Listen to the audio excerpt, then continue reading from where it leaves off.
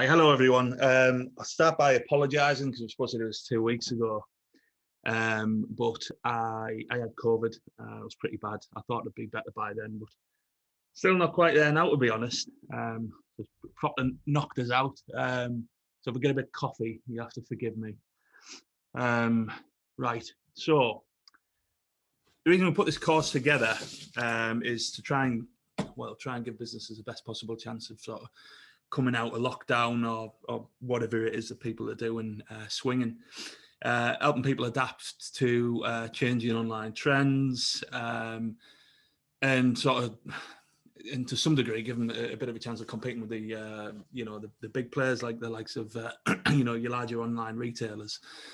But I suppose that the main thing I want to do with the course is simplify everything. I think there's a lot of jargon, a lot of like techie stuff to do with marketing. So I'm going to try and keep this really simple and break things down as much as possible, which is why I've structured it in the way I have, in six different modules. This works with a number of different sectors. So it's what I do with my own personal business, but I thought I'd extend it out through the big league to the private sector and small businesses in Hartlepool, and the third sector as well, for those that are working for charitable organisations. So just to double check again, can everyone see the screen that says Hartlepool Business Growth Bootcamp? Right, brilliant. I've got you all on mute at the moment because sometimes in these sorts of situations you can have somebody's dog kicking off in the background or whatever, and it becomes a bit of a nuisance. But if anybody does want to speak, I think you can request to do so. But I will be asking, I'll take these off mute and asking for questions later on in the call. So let's kick things off. Right. So what the course will deliver over the next 6 weeks, we look at identification, which is highlighting who exactly it is that you want to be speaking to, who you want to be marketing to. The reason being is we don't want to go into the techie side of how you can market without knowing exactly who you should be marketing to. Positioning, that'll be next week's module. So that's sort of how you can position yourselves as an authority figure and where you want to be in your market, how people kind of view your business. Then you've got audience building. So a little bit more techy. This is how you sort of build a pool of well-qualified people that you can then target. Next one, systematization. This is kind of automating things, making things run in the background. Things like your lead generation systems, retargeting systems, email systems, stuff like that. It sounds complicated. It isn't, and it's so important to do. It's like having a free employee. Systems that will just run in the background for you. So yeah, that'll be a good one. Then you got website. I'll be bringing in other people to talk about some of these modules as well. Websites, not really my thing, to be honest. I know what they're supposed to do, but don't know how to build them. So I'll be bringing in another expert on that one. And then we've got profit acceleration. So how to maximize the impact of all of the work in previous weeks. If you're bringing customers in through the door, you want to be keeping them there, and you want to be maximizing effectively the amount of money that they spend in your business and the amount of times that they return as a customer. So that is effectively what the course will cover. Next. Right, so week 1 is identification. This is what I'll be going through this week. So let's kick things off. So what we'll go through this week is identifying your target audience. With that is something called audience segmentation. So what I want to do here is break down the way you think about who you're targeting. When you're putting out marketing material, why you're doing it, what you're saying, how you're going to motivate people to actually make the decision to subscribe to your service or to buy. So blanket marketing versus targeted marketing, the advantages and disadvantages of both. Personally, I have a bit of a bias, which will come out in this seminar. What happens when your marketing simply tells everyone what service you provide? So again, this is kind of blanket marketing, making sure you get your message right, which we'll go into. And what motivates your target audience to make the decision to buy? So, people will have a need, and you'll be able to tap into that need. And it's important that you understand how you do that and what actually does motivate people to buy, to translate into your marketing messaging. And how can you best as I say, translate that motivation into your advertising through your marketing messaging. So let's kick off. Sorry, there's another one there. Where can you best reach your audience? We go into that a little bit more in following sessions. Right. So, first question: who is your target audience? I want yourselves to ask yourselves that. You know, a lot of people might not know, and granted, there are businesses out there that function almost exclusively around convenience. They might not have a target audience. In that case, I suppose the target audience might be a geographical thing. But I want you to ask yourselves who your target audience is. It's imperative that you understand that before we start looking at the techniques on how you can actually target them. So if you have an idea of who your target audience is, fantastic. If you don't, this is something that you're going to have to dig into. It could be based on profiling your existing customers, you know, people that are engaging with your website, etc. What happens when you use blanket marketing strategies is what I'm getting at here. So a blanket marketing strategy effectively is putting out information on social media that doesn't consider your target audience. It might be that you post something out there advertising a service and you click boost and you spend 20 quid and you end up targeting everybody in Hartlepool or even the local area, perhaps a little bit further beyond. And that's fantastic because you get a brilliant reach, whatever that means. You know, loads of people who will never engage with your business will see you post online. You know, there's an advantage of that depending on what kind of business that you have. You get good reach. However, the reality of the amount of people that you engage with or show your ad to, versus the amount of people that are going to engage back with your business, it's not great. Whereas if you look at a targeted marketing campaign or more strategic one where you understand who your target audience is and you target them appropriately, then the amount of people that you show your marketing material to versus the amount of people that engage with your marketing will be much, much higher, much more effective. So your return on investment will therefore be better.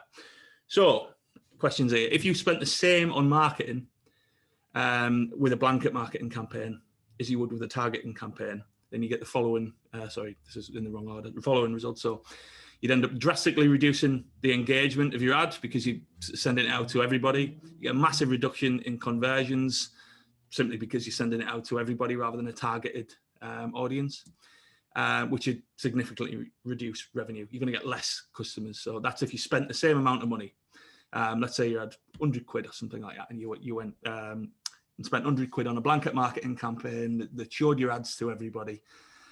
As you said, because it's not targeted, the amount of people that would engage with your marketing material versus if it was a targeted campaign would be drastically lower, and thus you'd get less customers.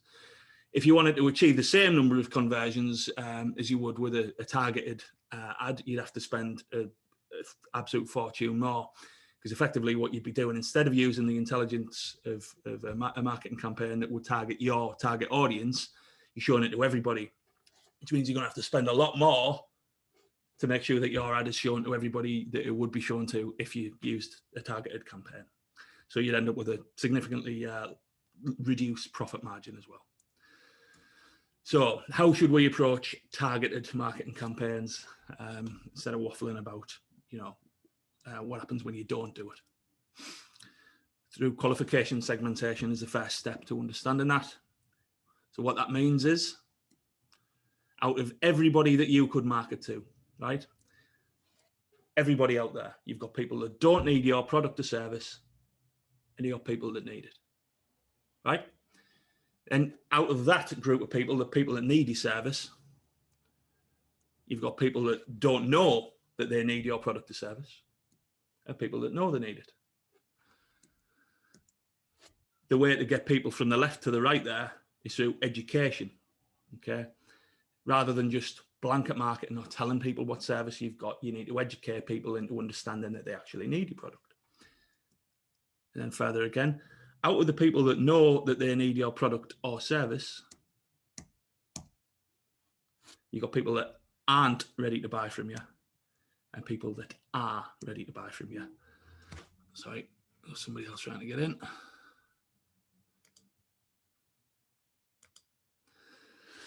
And the way that you shift people from left to right again is through authority positioning. Now, this might sound a little bit alien here, but we'll go into what we mean by that. Sorry, somebody else. In the next few slides. So just to recap that, from the very top there, you've got everybody out there. This is, if you put out a blanket marketing strategy which didn't use targeting and didn't consider your target audience, then the majority of people that you'd be targeting are people that effectively, generally don't need your service, okay? Then from the people that actually do need your service that you're marketing to, okay, a lot of them don't know that they need it. And as you can see there, you need a different approach and technique in your marketing education to convert them from the left to the right, versus the people that already know that they need a service that aren't ready to buy. You have to use authority positioning. So as soon as you start to understand that you've got different segments in your audience, okay, different levels of qualification, then you can start to tailor your marketing appropriately towards these groups. Social media marketing, digital marketing, all of that, all those kinds of things, even newspapers, they actually allow you to target and tailor your marketing to each of these audience segments too, which we'll go into it'll be in later weeks. So, sorry. So in this context, we can separate our marketing campaigns into two different categories. Now, some of you might have heard of these: interruption marketing and attraction marketing. So I'll explain what these two categories mean. Interruption marketing, you'll have all experienced interruption marketing and attraction marketing, but I'll explain what they are. So examples of this: campaigns that intend to interrupt our audience when they're not actively searching for your service. So, you know, if you're sat on Facebook, for example, anything that you sort of see there that's advertising would be classed as interruption marketing. Sorry, I've again got somebody else trying to get into the call, so I'll just admit them. So examples of that. Sorry, we're into attraction marketing. I'll show you examples in the next couple of slides. Attraction marketing is campaigns that intend to attract our audience when they're actively searching for our service. So if you're looking in the yellow pages, if you're searching on Google, these are examples of attraction marketing campaigns. And now what I would suggest is, if you think about the behavior of people between these two different marketing sort of categories, people that are engaging with attraction marketing, they're actively looking for your service or a service that you potentially provide. Interruption marketing, people that aren't actively looking for something, so they're just sort of, you know, going about the day. So what you have to think about is the difference in headspace and thought process between the two. Obviously, one audience through attraction marketing, for example, is going to be a lot better qualified, potentially, than your interruption marketing audience. That doesn't necessarily mean that you need to prioritize your attraction marketing campaigns. I'll explain why in coming slides, but it has a lot to do with the reasons that people make the decision to buy specifically from you. So examples of interruption marketing campaigns: Facebook advertising, Google display advertising. That's things like where you'll see, if you visit a BBC website or something like that, or MSN, a news website, you might see a little display like banner advertising a different website. That's an example of Google display. Sorry, somebody else. Billboard advertising, again, indirect. Magazines, newspapers, print. You're not actively looking for marketing material to be marketed to. They're sort of interrupting your experience. And email advertising. Cold calling, telesales is another incredibly inconvenient example of interruption marketing. I'm sure you've all experienced people interrupting your day with cold calling and telesales. Examples of attraction marketing. So this is where you're actively, or your audience is actively looking for something. Google search, so searching in Google. This could be organic through like search engine optimization, for example, or Google My Business listings, or you can pay to be listed at the top of Google. Yellow Pages listings, so making sure that you've got appropriate listings in different directories. As I said, search engine optimization and tagging. So if we look at which type of these marketing categories, these attraction marketing campaigns and interruption marketing campaigns apply to your audience segments, we know out of people that don't know that they need your service, okay, and people that know that they need your service, the way to get them from the left to the right is educate them, show them why you would need, that service.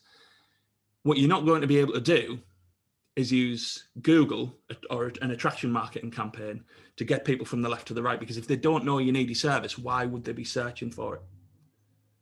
So, I mean, it's really that sort of simple. If they're not aware, then they won't be searching for it. Okay, they might be searching for a problem.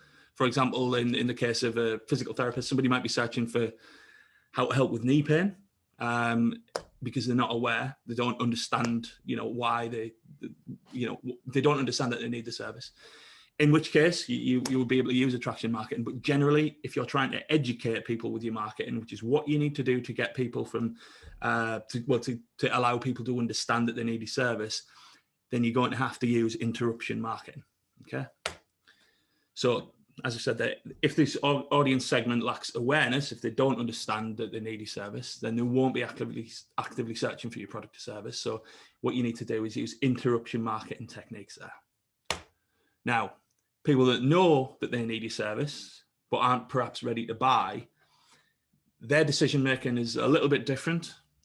What you're trying to do is position yourself as an authority figure, okay, and build trust with them so that you become the choice rather than a choice, and so that they have enough trust in you to effectively to deem your service valuable enough to part with money. Again, you need to use interruption marketing techniques to be able to position yourselves as an authority figure and build trust with people. You need to, as well as the education, you need to get yourself out there and start building trust with them, and demonstrating your value there. However, just because you're using interruption marketing to further qualify, it doesn't mean your audience aren't already qualified to a certain degree.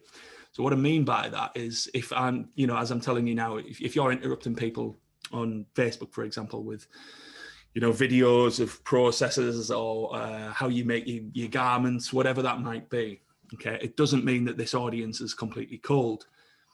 What you're doing is if you're doing it correctly, you'll be targeting a segment, okay, of your audience that do have a degree of qualification. So when I'm talking about interruption marketing techniques, don't fall into the trap of thinking that you're speaking to people for the very first time. Interruption marketing techniques can be used to get people over the line, okay? It's not just the first port of call in your marketing strategy. It can be something you use at the very end of your sales funnel to get people over there. It might just be a case of them, perhaps effectively wanting to like you a little bit more. If you build that degree of rapport with people, that can be what gets people over the line. So just to summarize that, from the group of people that need your service, that you've got people that don't know that they need your service, you've got people that do. What you need to do is educate them. The technique you use for that is interruption marketing. You need to get across videos educating people on why that they might need your service, okay? People that know that they need your service, okay, but aren't quite ready to buy, that generally would come down to a question of authority positioning, whether they see you as an authority figure, whether they trust in what you're saying. So what you need to do is position yourself as an authority figure and build trust. And the way you do that, again, it's not going to be through Google search. You're going to have to get yourself in front of them and interrupt them. You need to use interruption marketing techniques.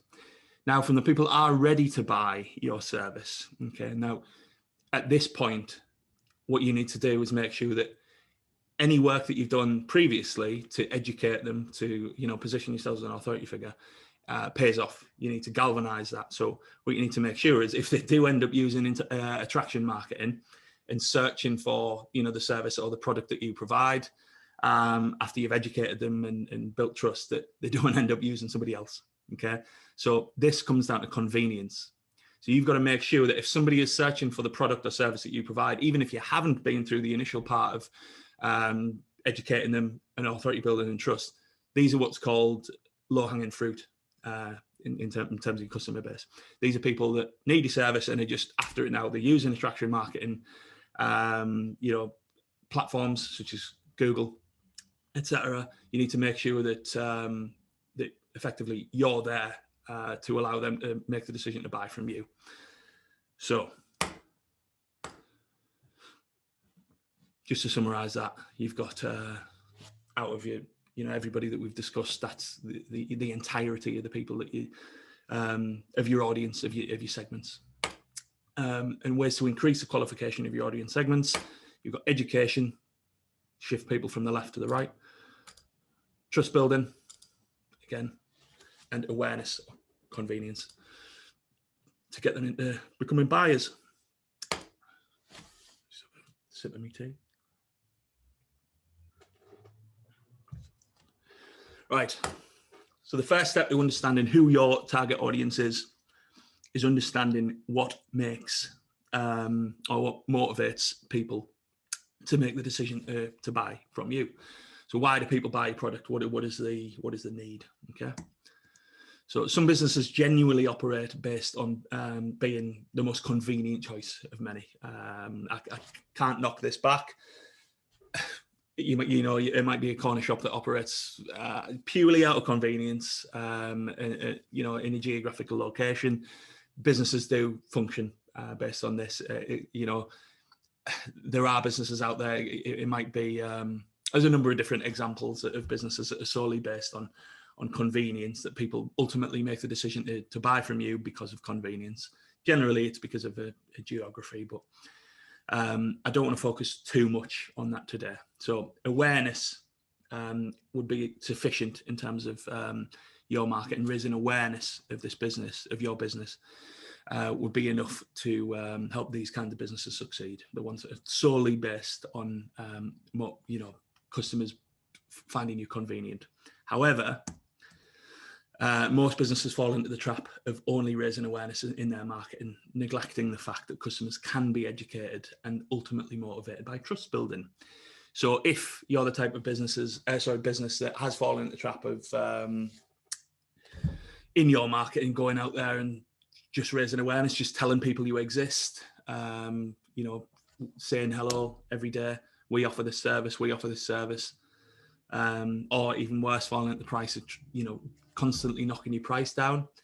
If you're the type of business where customers ultimately aren't necessarily motivated just by convenience, but you're only marketing based on convenience, then you can ultimately doom your business, certainly to mediocrity, if nothing better. So you might be churning out posts advertising a service, as I've said, which is only raising awareness, simply trying to sell. I've seen it loads.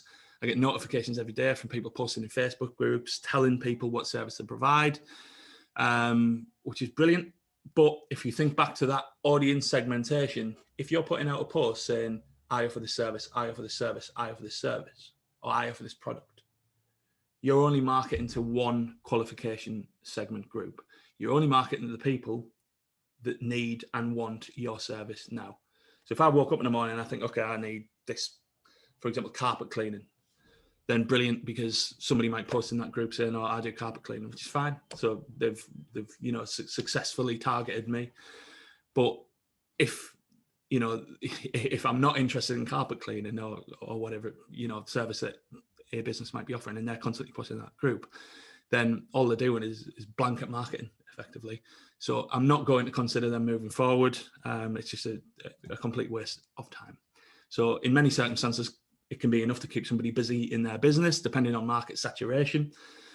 But for business leaders that are looking to automate and scale the business beyond first gear, that actually want to grow the business, focusing on just raising awareness and trying to sell just isn't enough. It's not the right approach.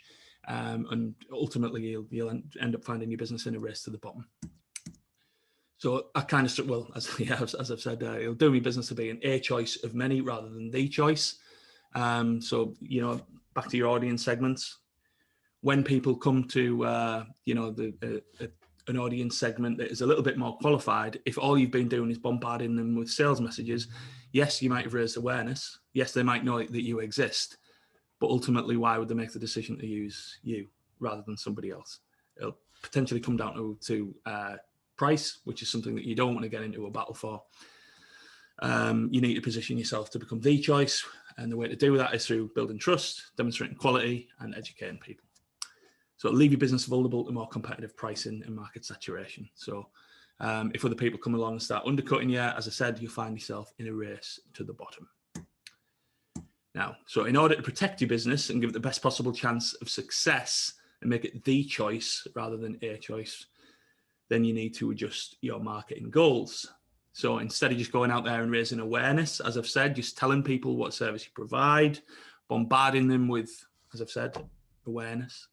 Stop trying to sell, start trying to help, sell more. Okay, it's that simple. So what that might look like in practice, for those of you that are wanting to translate this into some kind of social media or digital marketing strategy. Help your audience by offering expertise, valuable information, and advice. So instead of going out there and saying, I do this, I offer this service, I am cheap, blah, blah, blah. Start trying to educate them, okay? Offer them expertise and valuable information and advice. You position yourselves as an authority figure, they'll like you more ultimately, and you'll build trust, okay? As I've said there, I'll educate them, build trust, and position you as an authority figure. Examples, tips, articles. So you might have seen on Facebook, people that are offering a service, they might go out there and offer tips. Certainly during lockdown, when businesses have been shut, the more successful businesses and marketing campaigns that I've seen are from businesses that have gone out there and said, although you might not be able to use our service or buy our product at the moment, here are some tips on how you can sort of sustain through lockdown. I've seen a couple of funny ones from hairdressers, trying to teach people how to cut their own hair. Don't know how that'll have worked out. I suppose I do. I've seen some absolute clips, but moving on, demonstration of process. Again, similar kind of thing. So if you're manufacturing things, people might be really interested in seeing how exactly that you put things together. You get more engagement with them, and people like to see how things are made ultimately. It'll increase trust. How-to videos, again, similar kind of thing, more engaging, more interesting. You're showing people how things are done, demonstrating value. And again, if you're a teacher, if you're teaching people how to do things, all you're doing is you're positioning yourselves as an expert. FAQ videos, so you might find that people keep asking, quite consistently asking the same kinds of questions. So you might want to go out there and knock them down, like Mythbuster videos, or, as I said, frequently asked questions videos. Free guides. Good thing about this, a free guide on, let's revert back to it could be a dentist offering a free guide on how you can get whiter teeth or something like that. What you can do is, instead of just allowing them to download the free guide or just putting it up as content, you could use a free guide as what's called a lead magnet. So it might be that you offer a free guide, but in exchange for people getting that free guide or being able to download it, or whether you send them it by post, whatever that might be, they provide you with details. It could be a phone number, so you can follow up with a phone call, or it could be an email. What you can deduct from somebody downloading a free guide is that they have some degree of need of the service that you're providing. So if I'm saying how to make your teeth whiter, download this free guide on how you can make your teeth whiter, you could probably guess that the person's teeth aren't particularly white, that they have some degree of, consciousness around it, that they perhaps want whiter teeth. Therefore, they're qualified. So the dentist or practice will be able to market to this person, knowing that they're qualified, and do so for free if they're able to get their email or phone number in exchange for this free guide. Informative podcasts. So again, it's a great way of advertising. If you want to position yourselves as an authority figure in your industry, whatever it is that you're doing, having a podcast to speak specifically around, the things that you're doing or the service that you're offering will position yourself or your business as authority figures. And telling your story. Ultimately, at the end of the day, people buy people. And if you're trying to build trust, there's no better way of doing so. People will relate to you telling your story. So beyond quality, trust, and convenience, there is another ingredient that will also have immediate needs. Your customers will also have immediate needs that will motivate them. So if you think back to the very beginning of the qualification segmentation that I was going through, out of everybody, you've got people that don't need your product or service, and you've got people that need it. So that missing ingredient there that I hadn't mentioned up to now is that need. So people on the left there don't have it, people on the right do. This may be triggered by a phrase, an image, or a video. So you'd be able to trigger that need in somebody. It doesn't necessarily have to be in written form. Now, whatever that need is, depending on the service or product that you offer, it is your job to translate the triggers that motivate your audience into your marketing message. Okay, so while you're building trust, demonstrating value, educating people, and all of those kinds of things, ultimately what you're trying to do is influence people into making a decision. And the way to influence people into making a decision is to, for lack of a better word, exploit the need that they have. So it's known as your marketing hook. For example, cosmetic, going back to dentists, dental service could use, we help people that are embarrassed to smile. So that will invoke a feeling of self-consciousness. They'll hark back to a feeling that they've perhaps had, where they've, instead of showing off the teeth, they've kind of hidden them, which will invoke that need, and thus try and influence them into making a decision through invoking that emotion or need. For carpet cleaners, what I've seen is a great example from a local business where they use a before and after photo. So perhaps worn out carpet that people like myself might relate to, who have a worn out carpet in their house, and then a photo next to it of a freshly clean carpet. That is their marketing hook. So rather than having something written down, their marketing hook is a very visual thing that translates their need. Again, if a takeaway restaurant, I'm sure you've all been hooked in by this on social media if you browse it, but photos of their finished products, so whatever that food that might be, is often the motivating factor to get people to buy. That it might even induce physical feelings of hunger. So to summarize, you tee your business up to be the choice rather than a choice by educating, building trust, and positioning yourselves as an authority figure. So you set your business up to be, as I said, the choice through your education.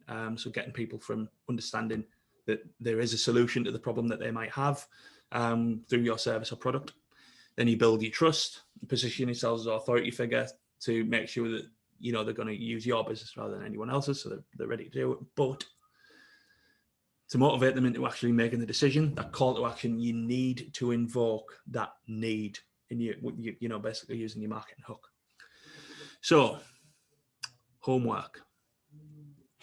So what I want people to do is go away and describe your target audience. If you know who that is already, if you can write that down. If you don't know who it is, again, I think going back and looking at your existing customers, looking at what motivates people into making the decision to buy from you, you'll be able to sort of work backwards and figure out who your target audience might be. And write your marketing hook. So whatever it is that will invoke that need that motivates your customers into buying your product or service. So if you write down who your target audience is and what it is that would motivate them, into making the decision to buy from you, I need both of those things, or you need both of those things in order to progress with the following modules for next week. So what we're going to be looking at is how you can actually translate this technically across social media. So what I'm going to do now is take this all off mute and let people ask some questions. Right, any questions, anyone? No? You cross it so succinctly. It really is, it makes the point of what we want to do. Yeah, good. So I struggled a bit at the beginning, to be honest. I was kind of losing my mind. This COVID thing is like knocking me sideways. So I've waffled and tried to make myself sound like an authority figure, but I sorry, but yeah, I think I got into a flow towards the end. So it was a little bit disjoint earlier on when I was talking about audience segmentation. I've got another kind of presentation on that goes into a little bit more depth around that, because I think as a foundation of your marketing and understanding sort of who you should be speaking to, what you should be saying to people, and the real need to treat different segments of your audience differently. It's so important. So I've got another video that I'll distribute to everyone via email around that. But yeah, I think I can't even get to the chat. How do I get there? Oh, there it is. Right. So somebody asked a question: how wide should your target audience be? From Owen. So it does depend. So generally, if you want to think about who your audience is, if you know, if you're a physical therapist, let's go back to them. Effectively, your target audience might be people who suffer from knee pain. However, in terms of your audience segmentation, there's going to be people who understand that they need, you know, physical therapy, and you know, you need to market those with a different kind of approach and technique and message.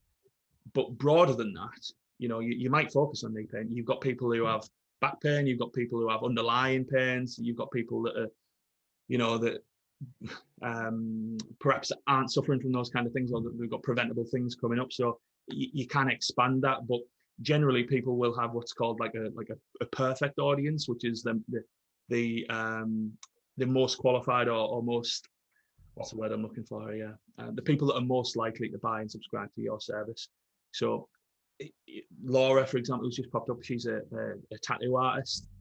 Laura may well do tattoos for people that are, you know, over the age of 50 and male, and they might be like, you know, family members' names or whatever. However, Laura's marketing and a business is in fact built around a very different audience, which is more towards female. The branding's, you know, tailored towards a younger demographic.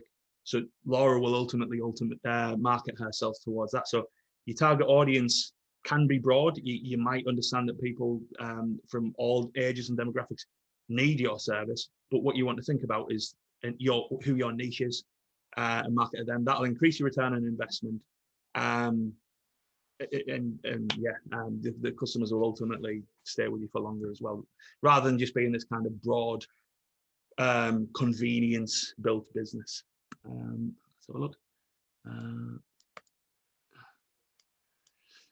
When it comes to posting and letting people get to know you, is it not possible to come across as a professional?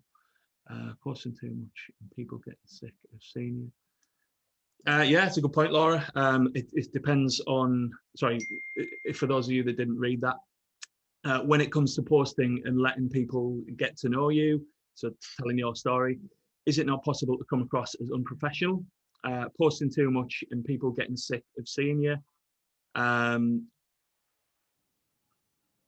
So, yeah, there's what we're going to in coming weeks is where it's appropriate to do that. So, and what type of business you are as well. So, for example, if you're a B2B based business, it is less appropriate. I won't say it's not appropriate because, you know, I can't blanket that. But if you're a B2B, which is business to business, if you provide a service to businesses and you're going out there and telling your story and telling people what takeaway you've had, okay, you know, those kinds of things, then yeah, you can come across as unprofessional. However, it depends on, you know, what motivates people to make the decision to buy from you, to subscribe to your service. If you are a person that you know, people will interact with, if you're a B2C business, if people want to get to know you and need to get to know you before they subscribe to your service or buy your product, then there's absolutely nothing wrong with that. There's nothing wrong with you going out there and telling your story, depending on the platform. For example, I will touch upon this later on. People use Instagram differently to how they would use Facebook. And people use different elements of Instagram differently as well. So I don't want to get too in depth with this, but your Instagram page, if you're a business, is where people will go to look at to find gravitas, to look at what you've done, what services you provide, to see what kind of, what kind of quality is out there. They don't necessarily want to see, what you've had for your tea and that sort of thing. It's all about your product, and you need your Instagram feed to be more professional, whereas your story is exactly that. You can tell your story on there. It doesn't last forever. I mean, you can create, different like little feeds and that, can't you? But on Instagram, there's a separation. There's a place where you can put the less professional stuff, which is on your story. So it's important to consider placement, is what I would say. Let me have a read. Natalie, I missed the beginning. Can I have a quick definition, example of interrupt? Yeah, as I said, this call's getting recorded. I will upload it and distribute it. But the difference between interruption marketing and attraction marketing: interruption marketing is when you interrupt people throughout their day. There's a multitude of different types of those techniques. Facebook advertising, you're interrupting them while they're on Facebook looking at people's dogs, ringing them, getting on the phone, telesales, any indirect kind of marketing, billboards, magazines, whatever that might be. Attraction marketing, you're attracting people to your business while they're searching for it. So an example of attraction marketing: Google, Yellow Pages. People are actively looking for it, actively looking for your service, and you're trying to attract them to you. Okay, so that's the difference there. Slides, but yeah, they will. Right, any other? Can I just jump in on something there, Tom? About Laura's point. Yeah. I was just going to say, because obviously I deal in B2B, and when I transitioned from just Pixel Boy to Dan McGovern, I switched and made it a lot more personal, because I felt it should be better. It should have been personal all along, because a lot of people dealt with me. And little gimmicky things on my website, like I have like a likes and don't like section, and on that section it says like, don't like pineapple on pizza. And the amount of conversations that started just with potential clients is unbelievable. Like, they'll bring it up and they'll go, "Oh, seen your work, want to work with you, but I have to disagree with you. I like pineapple on pizza." You're a maniac. Am I a maniac? Yeah, you're a maniac. Why? Because I don't like pineapple on pizza. I'm just going to mute you. How do I do that? No, I totally agree, Dan. I think you're dead right. But you are sick. Because I said I don't like pineapple. Pineapple doesn't belong on pizza, mate. Oh, I thought you said you did. Oh, no, I don't like. All right, yeah, okay, it's there. Great point. And no offense to those that like pineapple on pizza, but you're sick. So, yeah, absolutely brilliant point, Dan. It does depend on the type of business you are, and you know, like, who are you? Again, it stems. Who's your target audience? If you're trying to market yourself to people that aren't interested in your story, then absolutely don't go out there and start telling your story. Don't, interrupt people with that kind of thing. But the reality is that I think most people on here, it'd be great if people could drop into the chat and let us know kind of what it is they do, what their businesses are. But I think most people in the chat that I recognise have the kind of business where they would be able to engage, with their audience through telling a story. It doesn't have to get unprofessional, but it's exactly what you said there, Dan, gimmicky. Like, you might drop something that's a bit more engaging, a bit more fun. Some businesses can take it to the extreme. Like, there's some friends of mine who have a business called Burger Ding, and theirs is outrageous, borderline illegal, some of the things that they'll put out there. But because of their audience and the fact that they produce burgers, cheeseburgers, and alcohol, they know that their target audience will engage with that kind of crack. Whereas Dan has found a kind of middle ground where it is very conversational, but he's still able to keep it professional and position himself as an authority figure. Do people want to unmute themselves and instead of typing in the chat, just to tell us briefly what they do? Dan, do you want to go first? Yeah, Dan McGovern, digital marketing. That does what it says on the tin. Currently talking to everyone from VR, if you can see on my screen. But yeah, I build websites and help people market their businesses. Primarily work with small businesses. Got Leanne next. Are you talking to me? Yeah. Sorry, I was like looking at Dan there. I can't get used to that little picture. It's weird, isn't it? Yeah. It's very weird, yeah. I'm a makeup artist and educator as well. So I teach makeup as well as practicing makeup. Kind of B2C and B2B at the same time. Yeah. Amazing. I've got Natalie. Hello, I'm Natalie. I own Totes Eco, which is an eco-friendly business. So we hand make loads of plastic-free, eco-friendly products. Awesome. Tenant in Bob's house as well. Yeah, we are. Got Nicola McKinley. Yeah, I'm Nicola. So I help people with emotional and physical suffering through rapid transformational therapy. Class. Good elevator pitch, that. I had some good help. I've got Alan Tether. Yeah, that's me.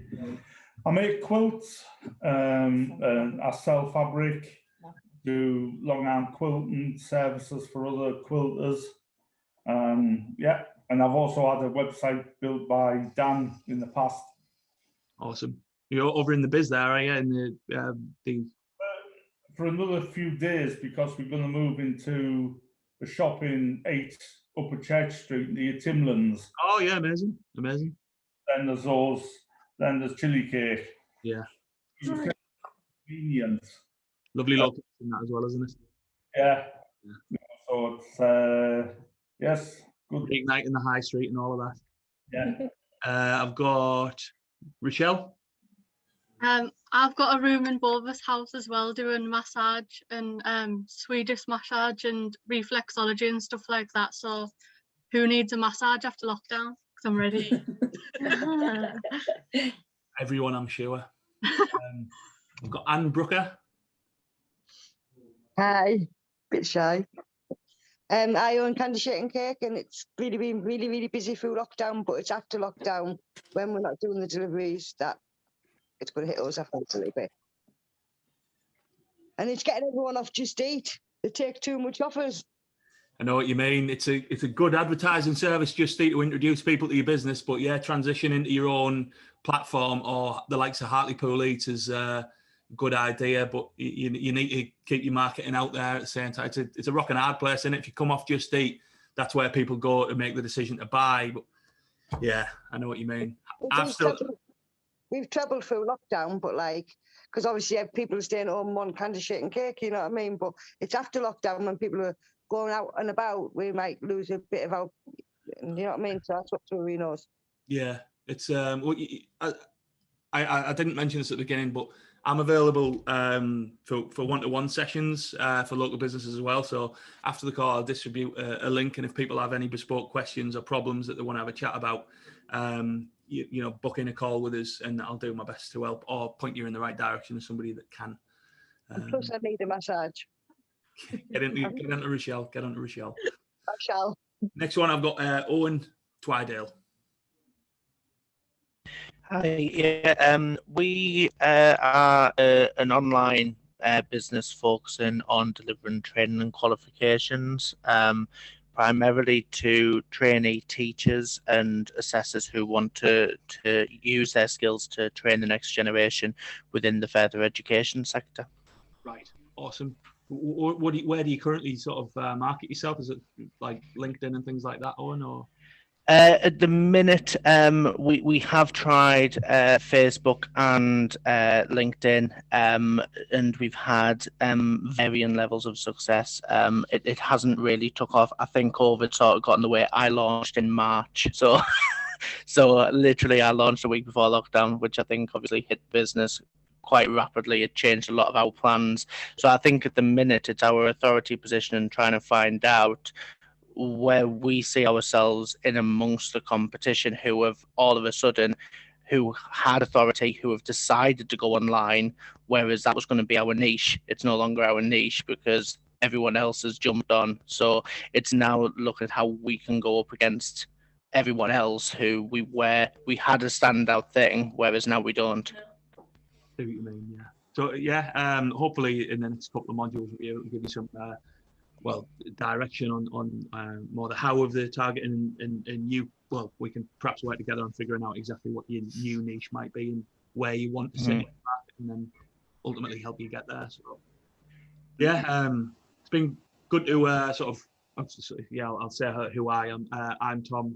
I work with the big league in Bovis House, and I also run a marketing consultancy to try and help businesses grow. So yeah, throughout the next few weeks, hopefully, now once we develop a foundational understanding of exactly who we want to be speaking to and kind of where they are, what we'll try and do in the next few weeks is give you an exact sort of roadmap of how we can put your business in front of people and get that right message across once you've nailed it down. And then once we've done that, how you can maximize the value that you'll get out of the people that come into your business, ultimately increase your profit. I mean, that's why we're all here. So yeah, any other questions before I end the call? I will be distributing it to everybody via email once I've uploaded it, as well as a couple of other links, including a one-to-one link with myself if you've got any very bespoke problems. And there's a few people that have dropped off halfway through that had to leave. But yeah, any other questions? No, thanks. Amazing. 1 minute to go on 2 minutes to go. Timed that really well. I was worried that I was going to end it after 20 minutes. Yeah. Anyway, right. I'll hopefully be just as succinct in the next one and a little bit better. I haven't managed to fall over spluttering or anything like that, but yeah, I've managed. Anyway, lovely to speak to you all, and I'll send an email across in. Sorry, there's Rochelle's details for those people. Sorry. Yeah. If I end the call, I think you'll lose all of the information in the chat. So if anybody wants, but alternatively as well, I will in the email, I'll drop in a link to my Facebook group. So if people want to share their own businesses in there, then you can all jump on, and whether you want to book a massage, buy some sweets, therapy, quilt, etc., or become a teacher, then you can do so in there. So I'll include that in the follow-up email. I'm not going to try and drag it on until 2 o'clock, so I'll just end the call. But yeah, Alan's got something to say, Tom. Yeah. Oh, sorry, Alan. It's just, if you go into the chat, there's 3 buttons, 3 little dots to the right-hand side. Oh yeah. It says save chat. Let's save that. So you can save the chat to your computer. Amazing. I've clicked that and it's hopefully saved, so I'll try and attach that to the email as well. But yeah, thank you very much, everyone. Lovely to speak to you, and I'll hopefully see you all and a few other people next Wednesday at 1 o'clock for our next one, which is, what's the next module? Positioning, so authority positioning. That's a fun one. Hopefully be joined by another expert as well. So thanks again, everyone. Speak to you all soon. Thanks, Tom. Thank Cheers. you. Thank you. Bye. Thank you.